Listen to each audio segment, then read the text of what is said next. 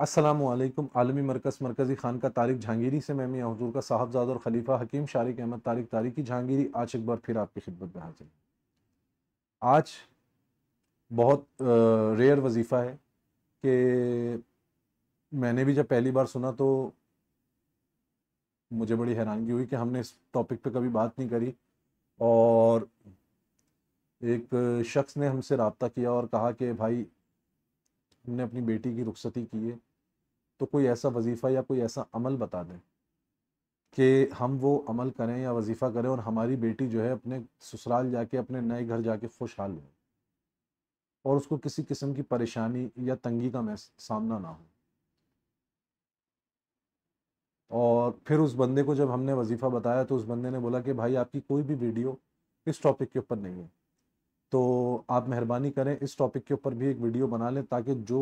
دوسرے سننے اور دیکھنے والے جو آپ تک نہیں پہنچ پاتے، ان کو یہ، اگر ان تک یہ پیغام چلا جائے، تو میں یہ سمجھتا ہوں کہ آج کے دور حاضر میں جس طرح کا دور چل رہا ہے، ہر بیٹی کے باپ کو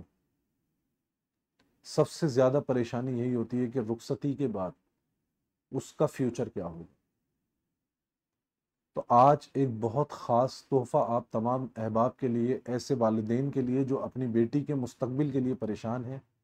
ان کے لیے لے کر آیا ہوں۔ اللہ کی ذات پہ پورا یقین کر رکھیں، اور جب آپ کی بیٹی کو آپ رخصت کر دیں، جب آپ رخصت کر کے اس کو اپنے گھر لوٹیں، تو گھر آ کے سب سے پہلا کام آپ نے یہ کرنا ہے کہ آپ نے 2 رکعت نماز شکرانے کی پڑھنی ہے کہ آپ نے یہ فرض ادا کر دیا،